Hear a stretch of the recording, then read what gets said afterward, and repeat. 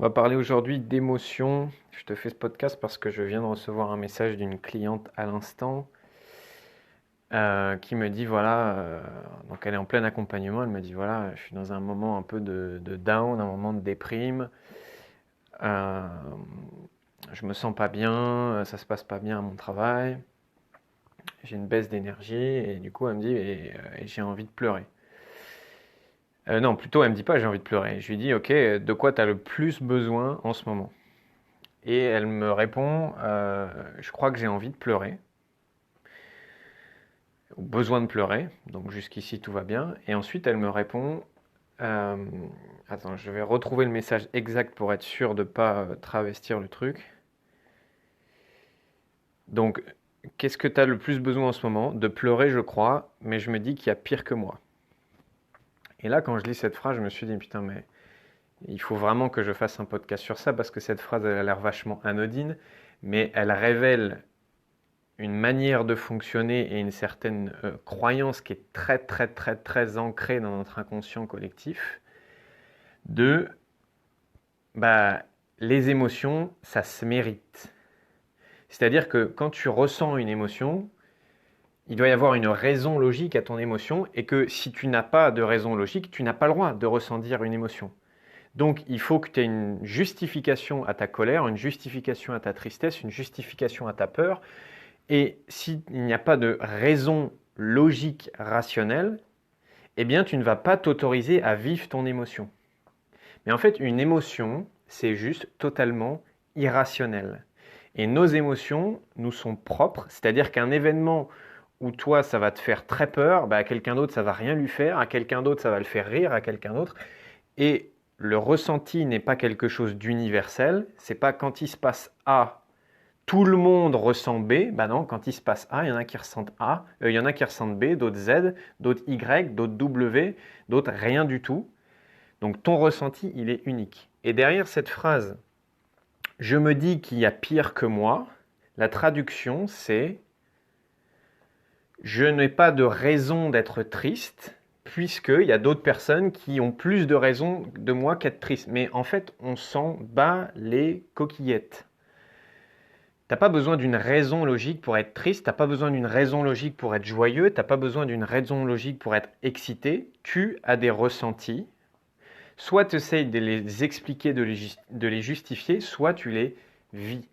Et c'est ce fameux truc de peut-être que tu as vécu ça, moi quand j'étais petit, souvent j'entendais la phrase bah te plains pas, il y en a ils crèvent de faim en Afrique, hein. Et te plains pas, il y en a ils ont rien à manger. Et te plains pas, il y en a ils sont beaucoup plus malheureux que toi. Mais du coup, est-ce que j'ai le droit d'être triste? Est-ce que j'ai le droit d'être en colère? Est-ce que j'ai le droit quand même d'avoir des émotions? Ou alors est-ce qu'il faut forcément vivre dans la rue, vivre la famine ou vivre la guerre pour ressentir des émotions? Est-ce qu'on peut juste comprendre qu'on est des êtres humains et que nos ressentis, on n'a pas décidé de les avoir et qu'ils sont totalement irrationnels? Et donc, soit tu essaies de les rationaliser, te dire, et c'est ce qu'on fait souvent. Ah bah ok, je suis en colère. Ah bah oui, ok, c'est normal parce qu'il y a l'autre connard ou l'autre connasse qui m'a klaxonné dans la voiture. Bon bah du coup j'ai le droit de me mettre en colère. Ou alors, ah bah tiens, mais qu'est-ce qui s'est passé aujourd'hui? Bah rien, je vois pas d'événement qui m'a mis en colère. Ah bah non, mais c'est n'importe quoi, Charles, que tu sois en colère. Vraiment, je vois pas, il n'y a aucune raison pour que tu sois en colère. Et donc qu'est-ce que tu vas faire à ce moment-là? Tu vas étouffer ta colère bien au fond. Pourquoi? Parce qu'il n'y a pas de raison logique. Mais sauf que toute émotion que tu étouffes, bah, elle reste à l'intérieur de toi, elle va se loger dans ton inconscient et donc dans ton corps, et elle te bouffe ton énergie. Et après, ça devient un bagage émotionnel, c'est comme si tu rajoutais du poids sur ton dos, une valise d'émotions que tu te trimbales à longueur de journée. Et si tu cumules suffisamment de bagages émotionnels, et ben au bout d'un moment, c'est tellement lourd que c'est là que tu vas avoir des émotions incontrôlables, tu vas péter un plomb pour rien, tu vas pleurer au milieu d'une réunion pour rien, tu vas non plus être maître de tes émotions, mais c'est tes émotions qui vont être maîtres de toi. Tout ça, c'est dû au fait que tu n'as pas vécu ça. Et là, dans ce message que m'envoyait ma cliente, bah, c'était ça, c'était j'ai envie de pleurer, mais il y a pire que moi. Mais on s'en fout.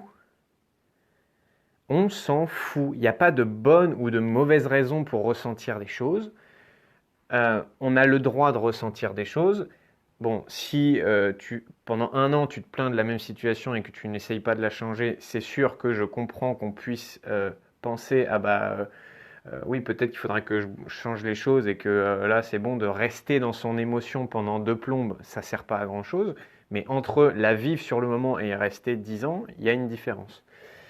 Donc voilà, j'espère que ce podcast t'a parlé. Je vérifie que c'est enregistré parce que j'ai l'impression que ça n'est pas enregistré. Si c'est enregistré, c'est parfait. J'ai eu un petit coup de frayeur.